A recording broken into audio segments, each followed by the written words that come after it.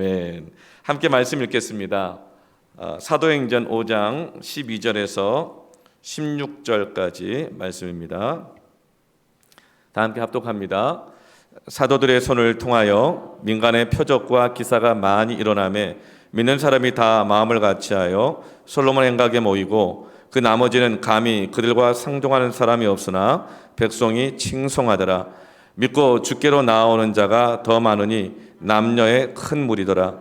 심지어 병든 사람을 메고 거리에 나가 침대와 요 위에 누이고 베드로가 지날 때에 혹 그의 그림자라도 누구에게 덮일까 바라고 예루살렘 부근에 수많은 사람들도 모여 병든 사람과 더러운 귀신에게 괴로움 받는 사람을 데리고 와서 다 나음을 얻으니라. 아멘. 오늘 예배 가운데 거룩의 등불이 켜져서 우리 안에 있는 각종 어둠의 문제들이 다 쫓겨나가기를 축원합니다. 우리가 가져왔던 문제들, 고민하고 있는 문제들, 아픔들 다 나음을 얻기를 축원합니다. 아멘. 초대교회가 겪었던 첫 번째 시험은 교회 안에서의 시험이었는데요. 그것은 아나니아와 삽비라라고 하는 이 한 부부의 거짓된 헌금 때문이었습니다. 네. 자, 첫 번째 퀴즈 나갑니다. 현장에 있는 분들, 이번에는 삼지선다형입니다. 아나니아와 삽비라가 죽게 된 죄가 아닌 것은,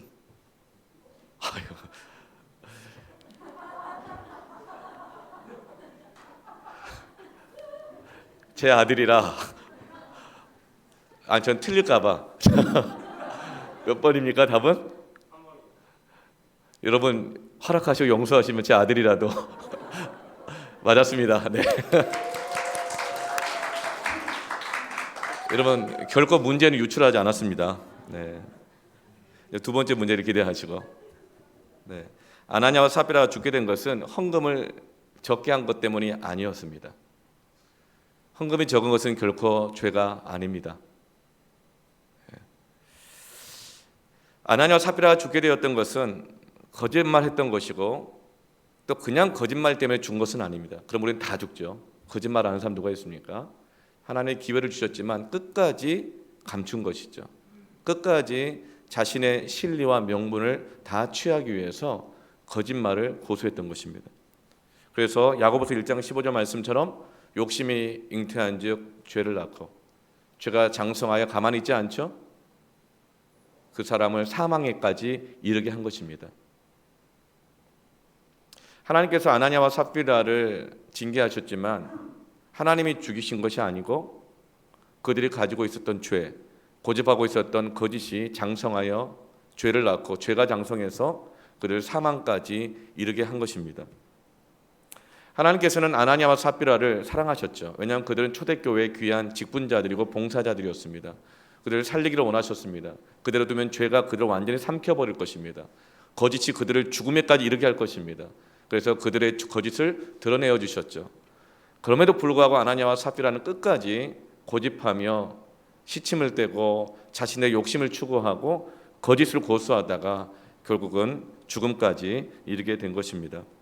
이것이 바로 거짓이라고 하는 죄가 아무리 작은 것 같지만 그것이 가만히 있지 않고 장성하여서 그 사람 전체를 그리고 한 교회 전체를 영적인 사망 상태까지 이르게 한다는 것을 보여주죠. 자동차에 가짜 휘발유를 넣으면 어떻게 될까요? 첨가물을 넣습니다. 첨가물은 아주 작은 것이죠. 그러면 이 첨가물을 넣은 가짜 휘발유를 넣은 자동차를 할지라도 어느 정도는 운행이 가능합니다. 그러나 계속 그 첨가물이 들어있는 가짜 휘발유를 넣고 운행을 하면 결국에는 자동차를 쓰면 쓸수록 엔진이 망가지게 되어지고 자동차가 결국은 사용할 수 없을 정도로 서버리게 되는 것이죠. 초대교회가 하나님의 은혜와 말씀으로 계속적으로 성장해 가고 있었습니다. 서로 자기 것을 자기 것이라 여기지 않고 가난한 자가 아무도 없도록 서로 도와주고 사랑하고 섬기면서 교회 가운데 은혜가 넘치고 성장하고 있었습니다. 그러나 그것을 보고 있었던 사단이 어떻게 하면 이 교회의 이 생명을 없애버릴까? 교회의 이 성장을 멈추어버리게 할까? 그래서 사단은 아나니아와 삽비라라고 하는 한 직분자들에게 거짓을 심어준 것입니다.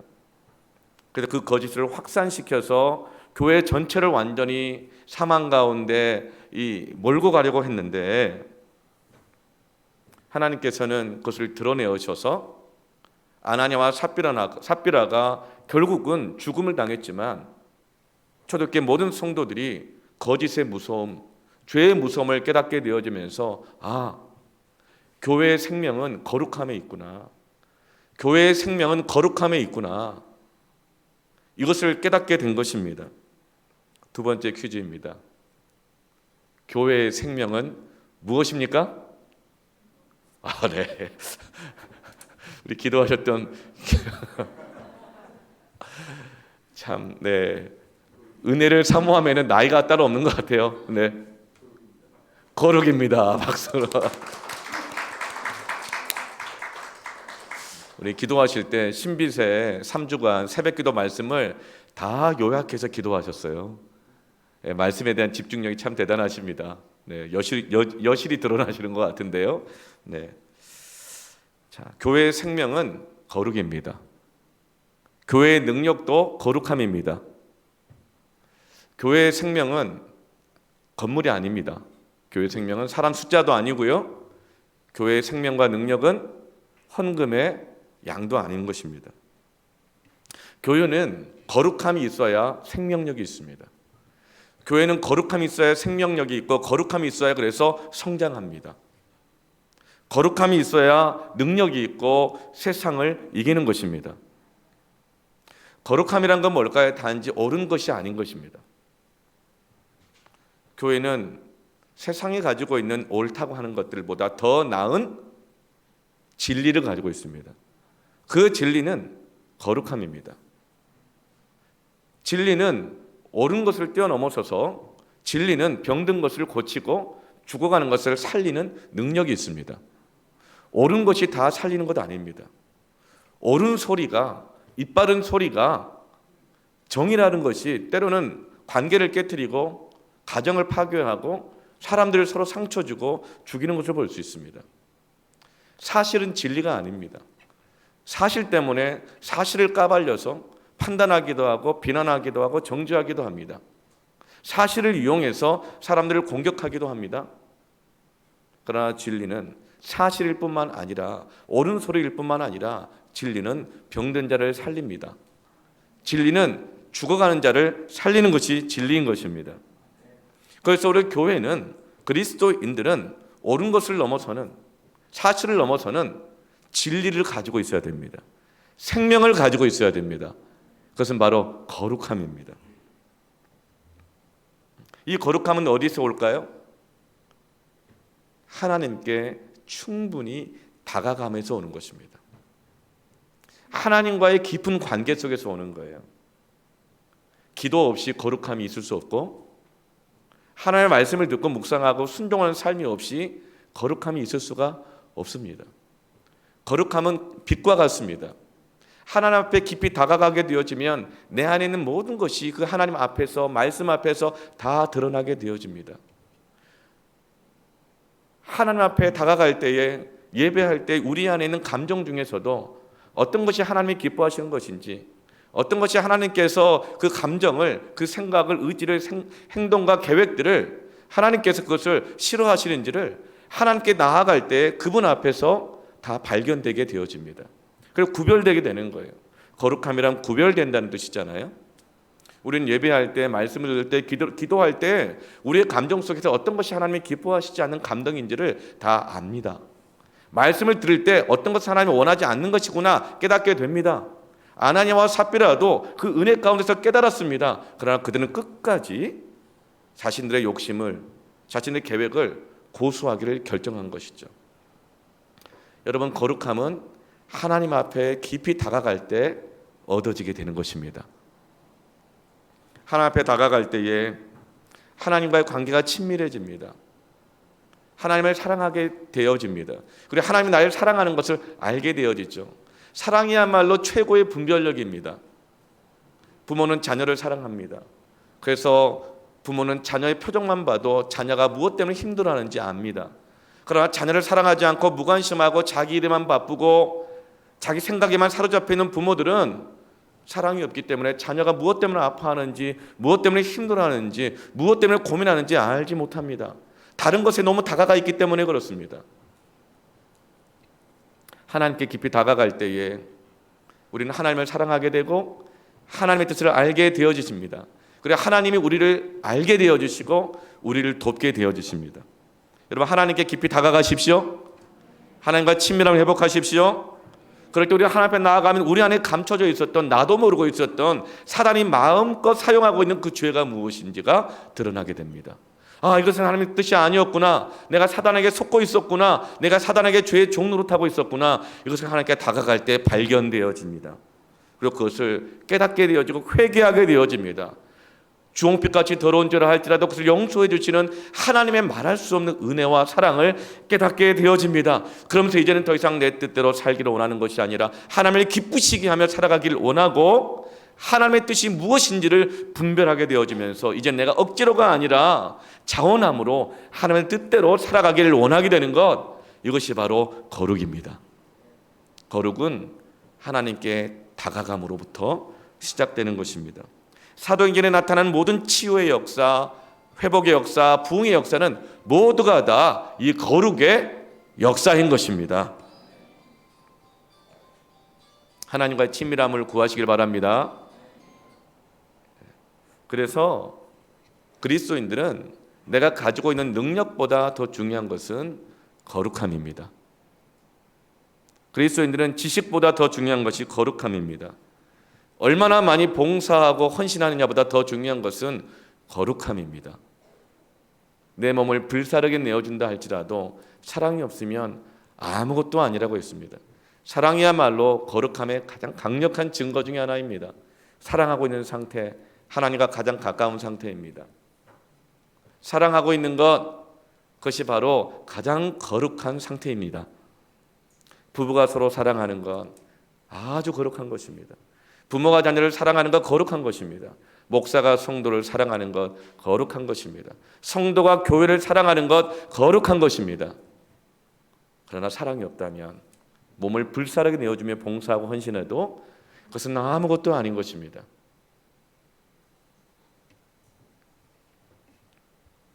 크기와 능력이 중요한 게 아니거든요. 하나님이 산을 옮기시고 뽕나무가 바다에 심겨지는 기적은 어떤 믿음을 통해서죠? 겨자씨만한 믿음입니다. 산을 옮기는 능력은 그 믿음의 크기에서 올까요? 믿음은 겨자씨만하다 그랬는데요. 산을 옮기는 이 하나님의 역사의 기적은 어디에서 오는 것입니까? 그 겨자씨만한 믿음 안에 있는 생명 때문에 그렇습니다. 근데 그 겨자씨 안에 있는 그 생명이 죄로 인해서 오염되고 바이러스로 인해서 변질되어 버린다고 한다면 겨자씨가 아니라 야자나무만한 열매라 하더라도 아무리 물을 주고 거름을 주어도 싹도 나지 않을 것입니다. 중요한 것은 크기가 아닙니다. 능력이 아닙니다. 그 안에 거룩함이 있는가. 거룩함이 있을 때 표적과 기사가 나타납니다. 오늘 우리가 읽었었던 말씀처럼 초대교회가 죄의 문제를 해결하고 거짓의 문제를 해결하고 나자 거룩하게 되어지자 표적과 기사가 나타나기 시작합니다. 하나님의 기적의 역사가 일어나는 것입니다. 그래서 교회에게 정말 중요한 것은 크기나 능력이 아니라 거룩함입니다. 거룩함은 교회 안에 있는 변질되지 않은 생명입니다. 하나님은 그래서 누군가를 사용하실 때 요구하시는 것은 학벌이나 돈이나 실력이나 능력이나 경력이나 경험이 아니라 거룩함을 요구하십니다. 하나님이 모세를 부르실 때 요구하신 것은 단 한 가지입니다. 사도행전 7장 33절에 순교했던 스데반 집사는 자기를 쓰신 하나님, 모세를 쓰신 하나님, 하나님이 모세를 쓰실 때에 무엇을 요구하셨는가를 이렇게 기억하며 말하고 본인도 그 거룩함을 지키기 위해서 순교까지 가는 것이죠. 사도행전 7장 33절에 주께서 이르시되 내 발에 신을 벗으라. 내가 서 있는 것은 거룩한 땅이니라. 내 발의 신은 뭘까요? 여기저기 다니면서 오염물질을 많이 묻혔던 것들이에요.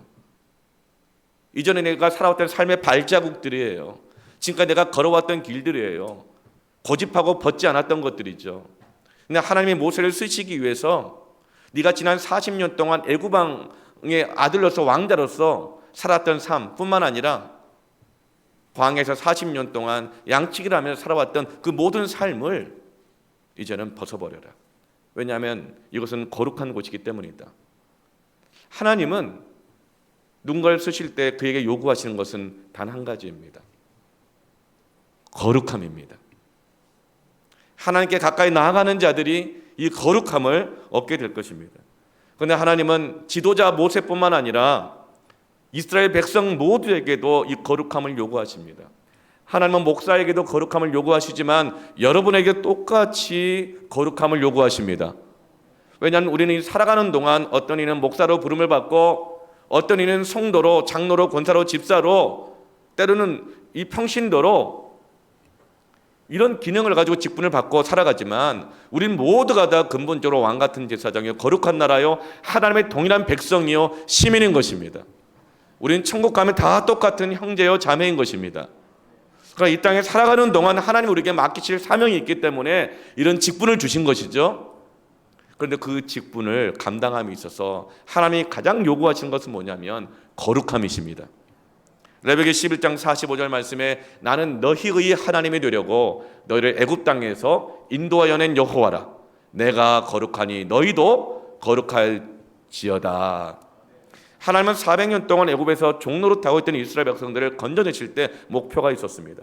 이들로 하여금 예배하는 백성이 되게 하여서 이들로 하여금 열방이 주님께로 돌아오게 하고 수많은 이방인들까지도 하나님을 예배하는 백성 되게 하시는 왕같은 제사장 나라로 백성으로 삼겠다고 하는 분명한 목표가 있으셨습니다. 그래서 하나님은 모세를 부르실 때도 거룩함을 요구하셨고 이스라엘 백성들을 부르실 때에도 거룩함을 요구하고 계시는 것입니다. 왜죠? 거룩함이 교회의 생명이요 교회의 능력인 것입니다.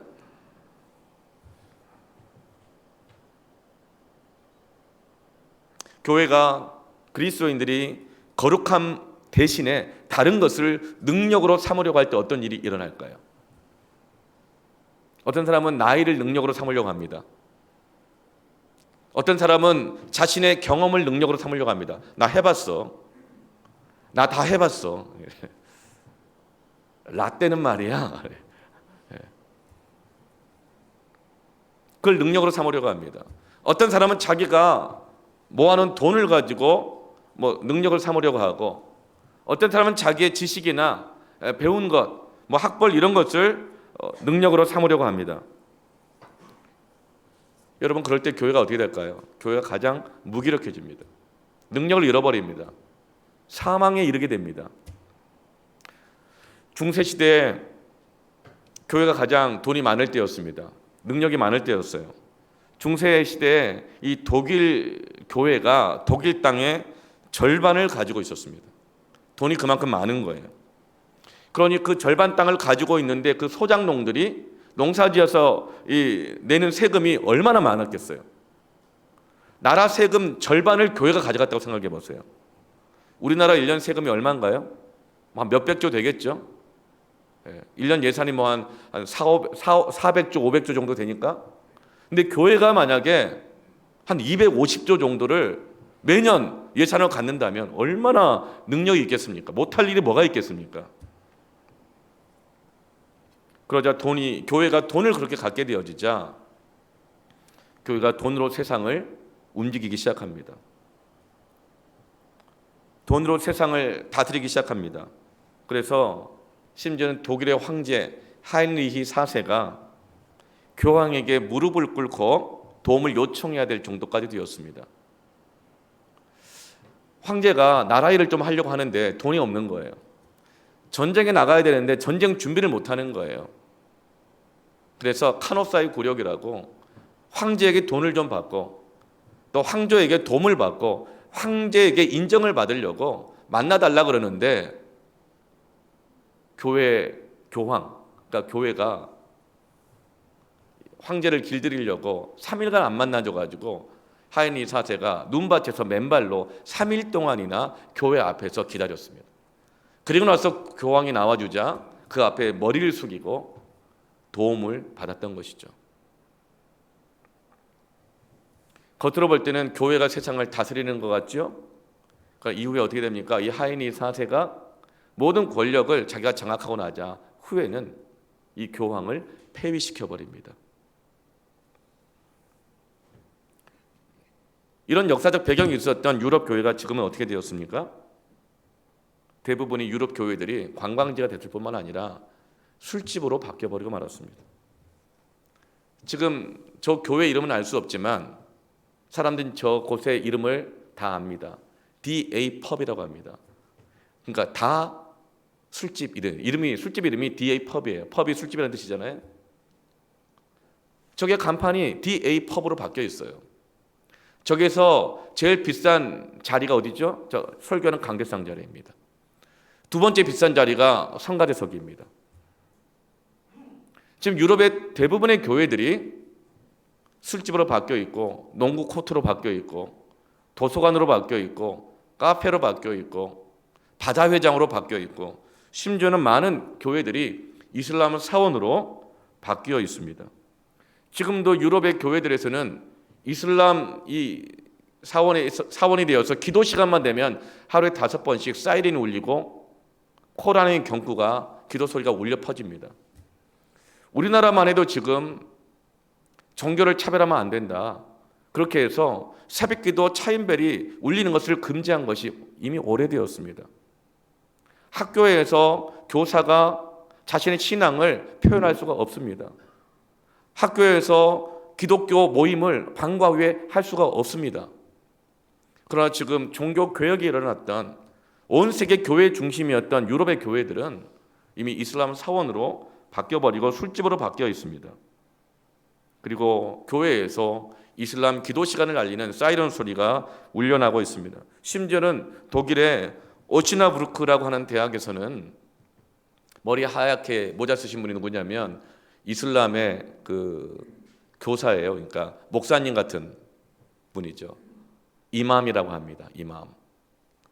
독일의 교회에서 이슬람의 지도자를 길러내는 학과를 만들고 이슬람 지도자들을 양육하고 있습니다. 세워놓고 있습니다.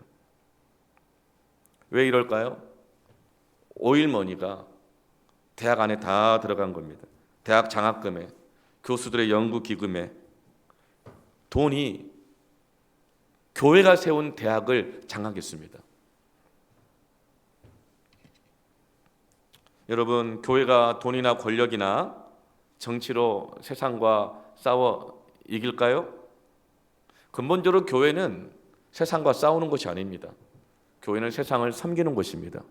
세상은 돈으로 경쟁하고 싸웁니다. 권력으로 싸우고 경쟁합니다. 그러나 교회는 돈으로 세상을 섬기는 것입니다.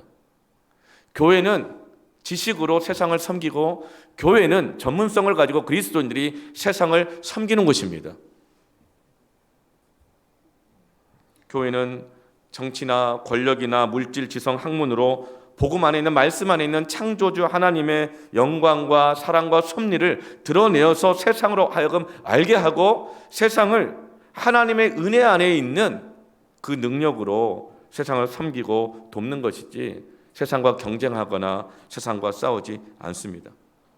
교회는 세상을 치유하고 섬기고 구원하는 곳입니다. 근데 그 생명과 능력이 어디서 옵니까? 거룩함에서 옵니다.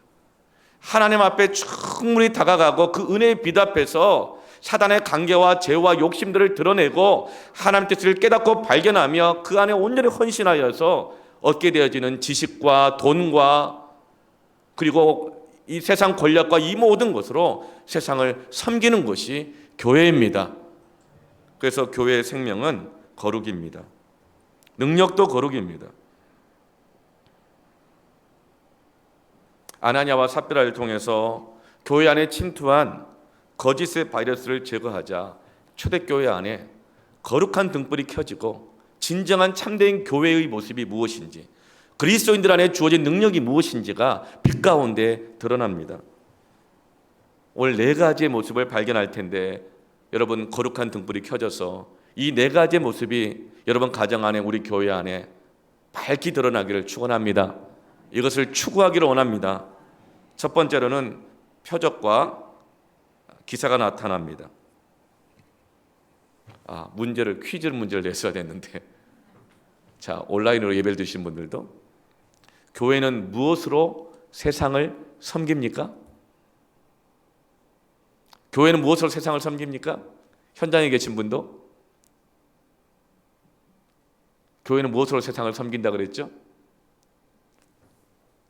네, 교회는 거룩으로 세상을 섬깁니다. 돈으로 섬기는 게 아니죠? 자, 다시 여러분의 문제를 드리겠습니다. 교회는 세상을 무엇으로 섬깁니까? 아니, 손을 들고 답을 하셔야 상을 주죠. 교회는 세상을 무엇으로 섬깁니까? 할렐루야. 여러분, 천국은 침노하는 자의 것입니다. 괜히 사람들 시선을 의식하고 폼 잡고 그러느라고 받을 상을 못 받잖아요. 여러분, 겸손하게 아는 것만큼 대답하고 순종하시길 바랍니다. 우리 황 기자, 우리 권사님 3번째 퀴즈 당첨되셨습니다. 네, 온라인으로 하시는 분들도 잘 체크해냈다가 드릴 겁니다. 교회는 세상을 거룩함으로 섬기는 것입니다. 네. 첫 번째는 거룩함으로 섬길 때 표적과 기사가 나타납니다. 이런 건강한 교회는 거룩한 교회입니다. 우리 교회 성도들이 그런 말을 쓰들 많이 하더라고요. 감사 제목이 뭐냐 했더니 건강한 교회를 만나서 너무나 감사하다 그러더라고요. 건강한 교회는 재정 상태가 안전하거나 건강한 교회는 뭐 사람들이 좋거나 그게 아니고 건강한 교회는 거룩한 교회입니다. 목사부터 시작하여 모든 성도 어린아이들까지 하나님 앞에 나아가기를 애쓰고 그분 앞에서 죄와 싸우기를 몸부림하면서 하나님의 뜻대로 순종하기를 정말 자원하고 기뻐하는 교회, 그게 건강한 교회죠. 네. 거룩은 죄를 허용하지 않기 위한 몸부림이요, 하나님의 뜻대로 살아가기를 원하는 심령의 가난함입니다. 왜냐하면 하나님의 임재를 잃어버리지 않기 위해서 그러는 거예요.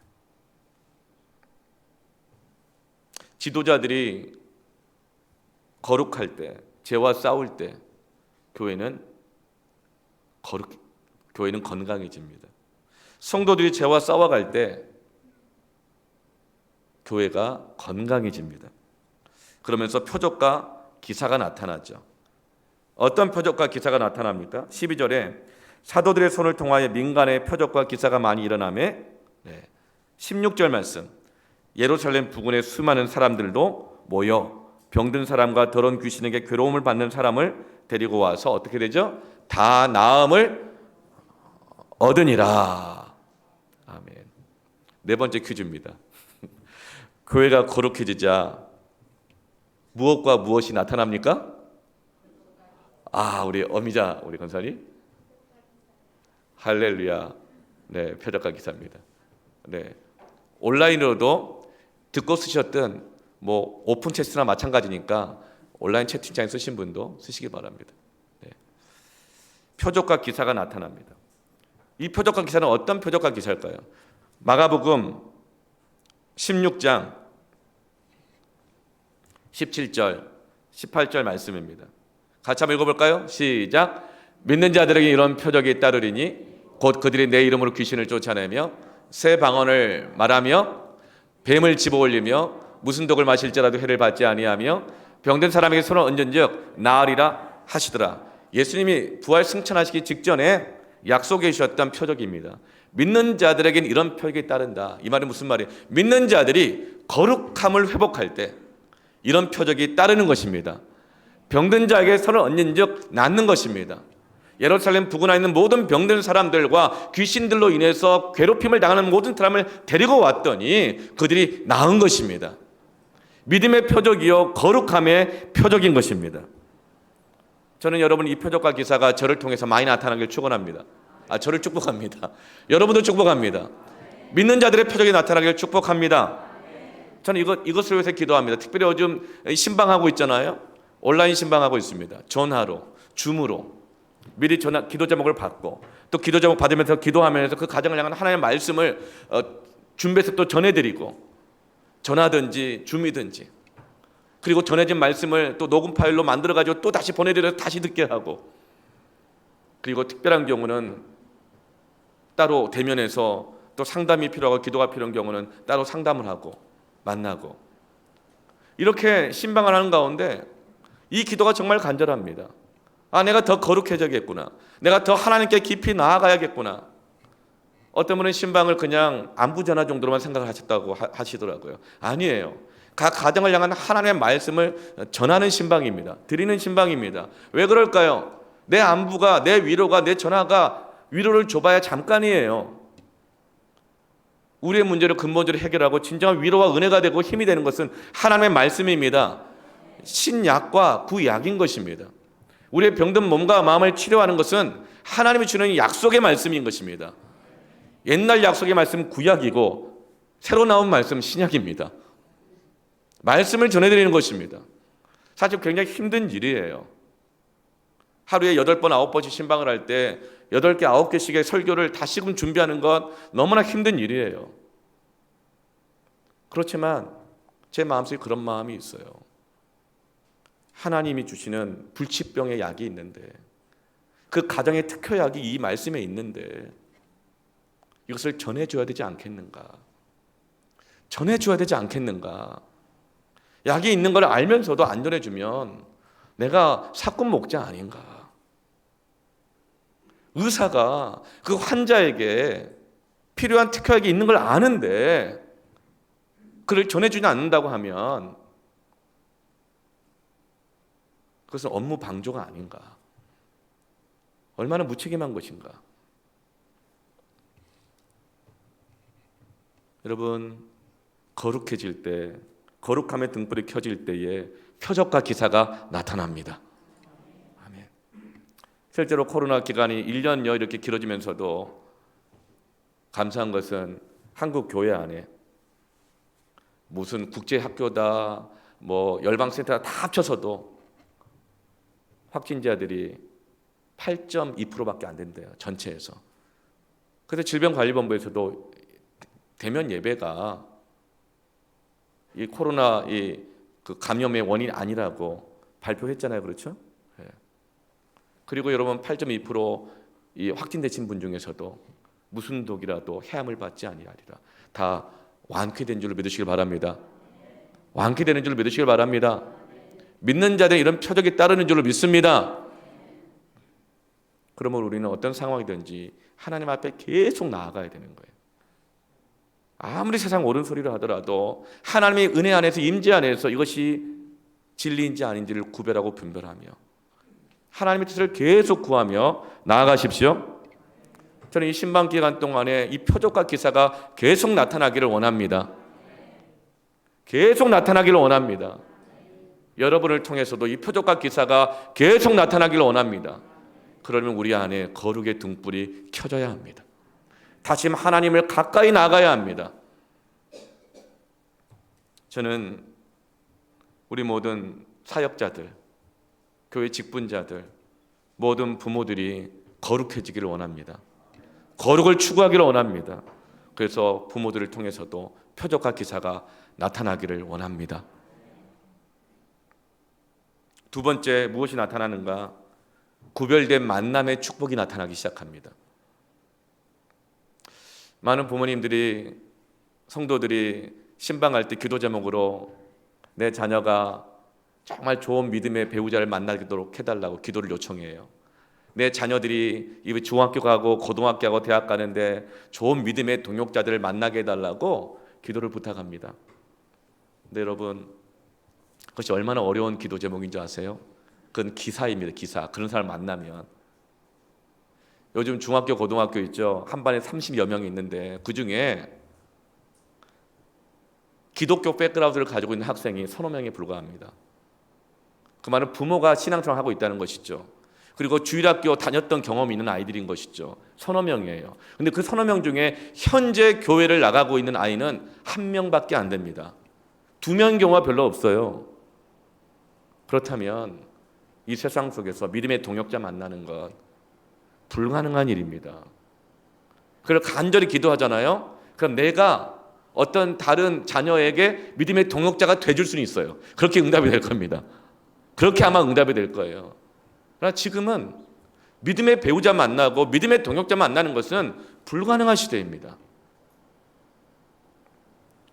그런데 오늘 말씀을 보면 거룩함이 회복될 때에 구별된 만남의 축복을 갖게 됩니다. 12절 말씀 보면 사도들의 손을 통하여 민간의 표적과 기사가 많이 일어나매 믿는 사람이 다 마음을 같이하여 솔로몬 행각에 모입니다. 믿는 사람이 다 마음을 같이하여 한 곳에 모인다는 거예요. 여러분, 교회가 거룩함을 잃어버리면 어떻게 돼요? 믿는 사람들이 각자 생각, 계획, 고집, 신념, 방향을 가지고 다 흩어집니다. 지금 가나안 성도 거꾸로 하면 안 나가잖아요. 예수님을 믿지만 교회는 안 나간다 하는 분이 200만 명이라 그래요. 그분들이 믿음이 없을까요? 아니에요. 믿음이 다 있습니다. 그러나 성도들이, 교회가, 목회자가 거룩함을 잃어버리자 그들이 다 흩어지는 거예요. 내가 원하는 신앙은 이런 거야. 내가 믿는 하나님이 이런 하나님이야. 내가 원하는 교회는 이런 교회야.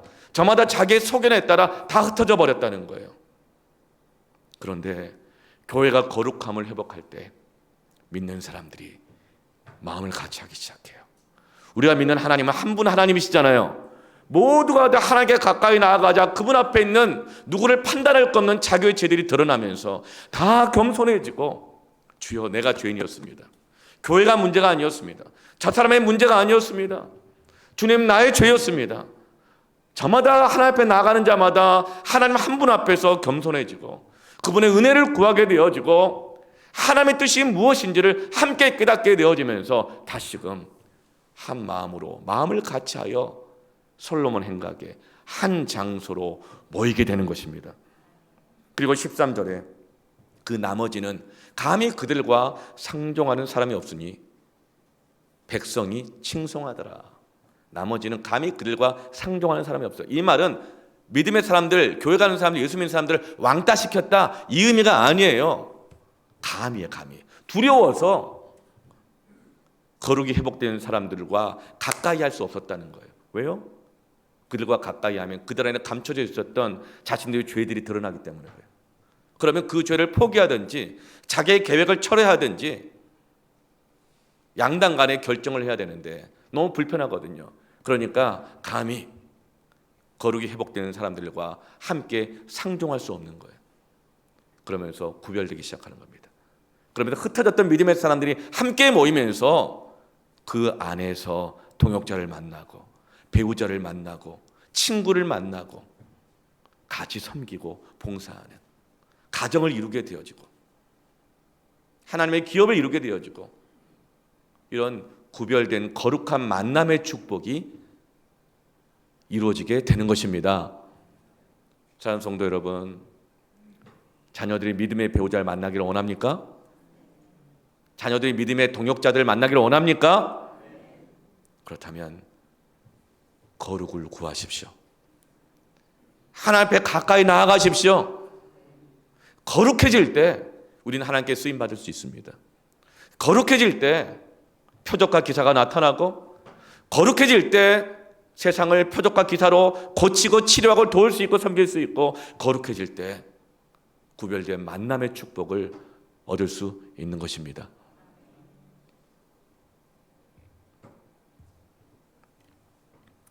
솔로몬 행각은 어떤 곳이냐면 저렇게 가득 모여 있잖아요. 왜 솔로몬 행각에 모였을까요? 솔로몬 행각은 예루살렘 성전 동쪽에 있습니다. 그리고 이방인의 뜰이 있는 그곳에 있습니다. 예수님께서는 예루살렘 성전에 들어오셔서 핵심에 들어오셔서는 장사치들을 다 뒤집어 엎어버리시고 대제사장들과 바리새인과 서기관들을 책망하시고, 그리고 예수님은 어디에서 모이셨죠? 예루살렘 성전 외곽 동쪽 이방인의 뜰로 가셨습니다. 왜죠? 그곳에는 성전 안에 들어오지 못하는 사람들 다 거기 있거든요. 성전세를 낼 수 없는 사람, 얼마 안 되는 성전세를 낼 수 없는 사람 뜰에 있는 거예요. 들어가지 못해요. 병든 사람 성전 안에 부정하다고 들어가지 못해요. 이방인들 부정하다고 성전 안에 들어가지 못해요. 여인들 무시받기 때문에 성전 안에 들어가지 못해요. 어디 여자가 이런 말 듣거든요. 예수님은 성전 중앙에 들어가셔서는 거룩하게 하시고 예수님은 성전 외곽으로 가십니다. 왜요? 거기에 각색 병든 사람들과 가난한 사람들과 무시당하는 사람들과 귀신 들린 자들이 거기에 있거든요. 거기에 가서 예수님은 제자들에게 보여주시는 거예요. 내가 죄인을 구원하러 왔노라. 병든 자에게라 의원이 필요 있고 건강한 자는 의원이 필요가 없느니라. 인자가 온 것은 죄인을 구하러 왔노라 하시며 거기서 병든 자들을 고쳐주시고 귀신을 내어 쫓아주시고 가난한 자들을 위로하여 주시고 천국 소망을 주시고 복음을 전했던 것을 제자들은 기억한 거예요. 그래서 그들은 어디로 갔습니까? 솔로몬 성 행각에 다 모이는 거예요. 글로 가는 거예요. 그러자 그곳으로 각종 병든 사람들과 귀신 들려 고통을 당하는 사람들과 가지각색 문제를 가진 사람들이 다 몰려 들었던 것입니다. 그리고 그곳에서 하나님의 표적과 기사가 나타나자 그 거룩함을 보고 그 섞여있던 사람들 중에서 고침을 받았지만 문제가 해결되었지만 나는 저렇게 살기를 원하지 않아. 그래서 감히 상종하지 않고 구별되는 역사가 일어나기 시작하는 거예요. 시편 1편 5절에 그러므로 악인이 심판을 견디지 못하여 죄인이 의인의 회증에 들지 못하리로다. 거룩한 등불이 켜질 때 구별된 만남의 축복을 얻습니다. 아나니아와 삽비라의 사건을 통해서 하나님의 어떤 분이신지를 알게 되어집니다. 그들을 향한 하나님의 뜻이 무엇인지를 알게 되어지자 그들은 고민합니다. 나는 어디에 속속할 것인가? 난 어떤 관계를 맺어야 될 것인가? 어떤 공동체 안에 들어갈 것인가? 누구와 관계를 맺고 어떤 관계는 끊어야 될 것인가? 이것을 고민하게 되어집니다. 그래서 거룩한 하나님의 뜻대로 살기를 원하는 사람들은 마음을 같이하여 함께 모이게 되어지고 그렇지 않은 사람들은 상종하지 않고 흩어지게 되어집니다. 저는 교회가 구별된 만남의 축복의 장이 되기를 축원합니다. 저마다 하나님 앞에 더 가까이 나아갈 때 교회는 만남의 축복의 장이 될 것입니다. 5번째 퀴즈입니다. 이건 온라인으로만 하시는 분들. 교회가 거룩해지자 2번째 어떤 축복을 받습니까? 자막이 나가고 있습니다. 네. 그런데 어떤 사람들은요, 이 구별된 만남의 축복을 누리기를 원하지 않는 사람도 있어요. 그냥 섞여가지고 대충 이렇게 신앙생활 하려고 하는 경우가 있어요. 왜 그런지 아세요? 대충 해야 얼마를 감춰놓을 수 있거든요. 대충 해야 신리와 명분을 다 취할 수 있거든요. 대충 해야 내 뜻대로 살아갈 수 있거든요.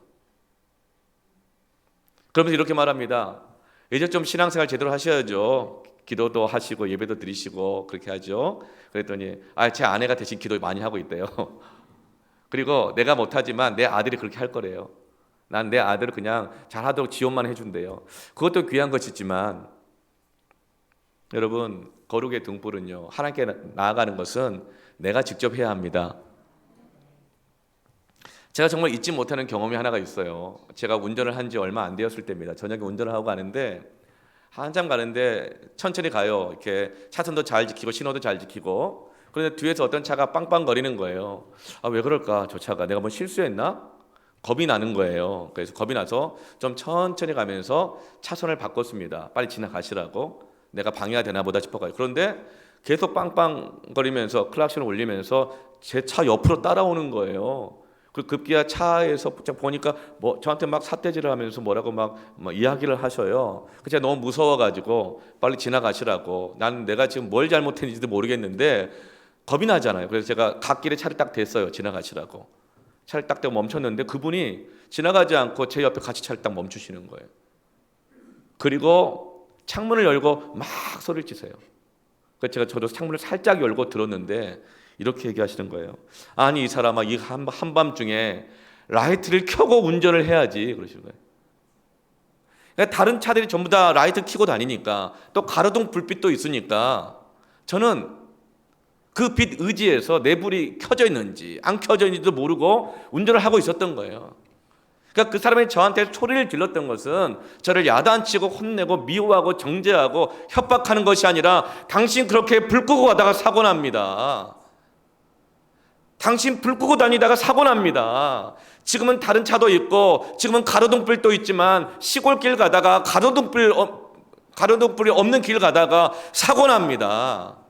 막아주시는 하나님의 사랑의 손길인 것입니다. 남의 불빛 의지해 가서는 안 됩니다.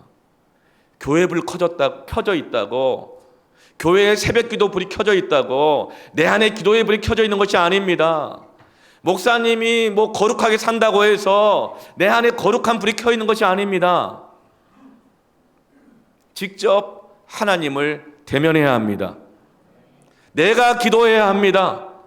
내가 말씀을 묵상해야 합니다. 내가 순종해야 합니다. 내 안에 나의 거룩의 등불을 켜시기를 축원합니다. 이 거룩의 등불이 켜질 때 표적과 기사가 나타나고 만남의 축복이 이루어지게 되는 것이죠. 세 번째로는요, 백성들의 칭송을 받는 모습이 교회의 모습이 됩니다. 백성들이 왜 교회를 칭송했을까요? 솔로몬 행각이 저기 꽉 가득 차 모여 있었는데 왜 칭송했을까요? 요즘은 교회가 많이 모이면 막 욕을 합니다. 막 신고합니다. 칭송이 아니라 막 신고를 해요. 막 욕을 해요. 일부러 교회 유튜브 예배, 온라인 예배 드리고 있는데 거기 찾아가가지고 예배 드리는 그 댓글에다가 막 욕을 뭐 이렇게 하시는 분들도 막 있어요. 왜 그래요? 교회가 모이면 시끄럽다는 거예요. 도움이 안 된다는 거예요. 그런데 지금 솔로몬 행각에 가득 모여 있지만 백성들이 칭송하고 있어요. 그 이유가 뭘까요? 많이 모였기 때문이 아니에요. 표적과 기사가 나타나고 있기 때문에 그렇습니다. 어디 가서도 고쳐지지를 못했는데, 어디 가서도 치유받지 못했는데, 어디 가서도 위로받지 못했는데, 어디 가서도 받아들여지지가 않았는데 표적과 기사가 나타나면서 어디서도 고치지 못했던, 세상 전문 의료 지식이 고치지 못했던 병이 낫게 되어지고, 어떤 상담가도 어떤 가르침으로도 고침받지 못했던 귀신들이 떠나가게 되어지고, 마음의 상처가 고침을 받게 되어지고 평안을 얻게 되어지는 하나님의 표적과 기사가 나타났기 때문에 그 교회를, 그 모임을 칭송한 것입니다. 여러분, 교회에 대한 이미지, 교회에 대한 인지도는 어디에서 여러분 결정될까요? 우리가 만나는 이웃들에게서 결정되는 겁니다. 우리가 가는 직장에서 교회가 무엇인지가 증거되는 것입니다. 그러므로 여러분, 우리가 가정에서 부모로서 자녀에게 칭송받는 부모가 되기를 바랍니다. 자녀에게 존경받는 부모가 되기를 바랍니다. 어떻게 하면요? 아이폰 사주고, 에어팟 사주고, 신발 사주고, 여행 보내주고, 용돈 많이 주고, 그래서요? 아니에요. 부모가 거룩할 때 자녀에게 칭송받습니다. 그 자녀들이 주께로 돌아올 것입니다. 부모가 자기 안에 있는 정직하지 않음과 죄악들을 회개할 때 하나님 앞에 가까이 나아가려고 애쓰며 죄와 싸우기를 몸부림하고 하나님 뜻 찾기를 애쓰며 그의 뜻대로 살아가려고 할 때 자녀들이 부모를 칭송합니다. 떠났던 자녀들이 주께로 돌아오게 되는 것입니다. 다윗이 그렇게 회개하고 거룩해졌을 때 내가 죄인들을 가르치게 될 것이고 그 죄인들이 주께로 돌아오리이다.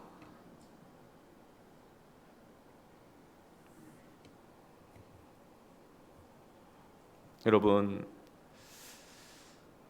세상에서 우리가 어떤 전문 직업을 가질 수 있어요. 교사든 뭐든, 뭐 의사든, 뭐 변호사든 판사든 엔지니어든 상담가든 목사도 마찬가지고 사역자들, 우리가 거룩할 때 칭송을 받을 것입니다. 표적과 기사가 나타나기 때문입니다. 그것은 나의 어떤 의로움이나 능력이 아닌 거예요. 표적과 기사, 표적의 뜻은 뭐예요? 표적, 사인이에요. 사인, 증거라는 거예요. 하나님이 살아계신다. 이건 하나님의 역사다. 하나님의 능력이다. 하나님을 사랑하신다. 거룩할 때 하나님의 사인, 하나님의 살아계심이 증거되는 것입니다. 그걸 보고, 그 빛을 보고, 그 증거를 보고 영혼들이 하나님께로 돌아오게 되는 거예요. 여섯 번째 퀴즈입니다. 교회가 거룩해질 때 세 번째 나타나는 모습은 뭡니까? 세 번째? 네, 네, 할렐루야. 네, 온라인으로 지금 막 답을 쓰고 계십니다. 네, 백성들의 칭송을 받기를 축원합니다. 자녀에게 칭송받는 부모가 되기를 원합니다. 저도 성도들에게 정말 존경받고 신뢰받는 목사가 되기를 원합니다. 그러면 어떻게 될까요? 거룩입니다. 마지막 네 번째로 거룩의 등불이 켜지면 어떤 모습이 나타나냐면 주께로 나오는 자들이 더 많아집니다. 14절에 믿고 주께로 나오는 자가 더 많으니 남녀의 큰 무리더라. 15절에 심지어 병든 사람을 메고 옵니다. 거리에 나가서 침대와 여유에 누워놓고 베드로가 지날 때까지 기다립니다. 혹시 베드로의 그림자라도 덮이면 고침을 받을 것이라고 믿는 거예요. 이거는 베드로를 신격화하는 게 아니에요. 그들은 표적과 기사를 보고 모인 거지 베드로를 보고 모인 게 아니거든요. 거룩함을 회복한 베드로를 통해 나타나는 표적과 기사, 하나님을 만나기 위해서 온 것입니다. 교회를 향하여 소망을 갖게 되는 거예요. 교회를 향해 기대하면서 모이게 되는 것입니다. 더 많이 돌아오게 되는 것입니다. 근데 어떤 사람들이에요? 병든 사람들, 귀신 들린 사람들. 여러분, 사람들은요 병든 사람들과 가까이 하기를 원하지 않아요. 사람들은 문제 있는 사람들과 가까이 하기를 원하지 않아요. 왜요? 힘들기 때문에 그래요. 가난에 장사 없다고 그랬고 김병이 호자 없다고 그러잖아요. 사람의 사랑은 그래요. 가까이 하고 싶어 하지 않아요. 그런데 이들이 병든 사람을 찾아가지고 메고 옵니다. 직접 못 오니까 내가 업고 온다고요. 들고 온다고요. 귀신 들린 자들을 데리고 옵니다. 여러분, 귀신 들린 사람들 데리고 오는 거 쉬운 줄 아세요? 얼마나 많은 사람이 달려들어도 한번 데리고 가기가 얼마나 힘들어요. 그런데 이 힘든 일을 사람들이 하기 시작하는 거예요. 왜요? 자기가 고침을 받았기 때문에, 자기가 귀신으로부터 노임을 받았기 때문에, 표적과 기사를 보았기 때문에 하나님이 여기에 계시는구나, 하나님이 여기에 계시는구나. 그래서 그들은 흩어져서 병든 자들을 찾아냅니다. 귀신 들린 자는 찾아갑니다. 그리고 그들을 데리고 옵니다. 믿는 자들이, 주께로 나오는 자들이 더 많아지게 되는 것입니다. 무엇을 통해서요? 거룩을 통해서입니다. 사랑하는 성도 여러분, 마지막 7번째 퀴즈입니다. 교회가 거룩해질 때 나타나는 네 번째 모습은 뭡니까? 짧게 말하면 두 가지 단어고, 그렇죠? 주께로 나오는 자들이 더 많아지는 것입니다. 전도의 역사가 일어나는 것입니다. 데리러 가고 데려오는 역사가 일어나는 것입니다. 저마다 자기 문제에 매여 있는데 사람들은 병든 자들을, 가난한 자들을 데리러 가는 것입니다. 왜요? 나에게 능력이 없지만 하나님께서 그들을 도와주실 것이기 때문에 하나님의 임재가 있는 것으로 데리고 오는 것입니다. 저는 이런 전도의 역사가 불같이 일어나길 축원합니다. 이제 같이 함께 찬양하면서 기도합시다.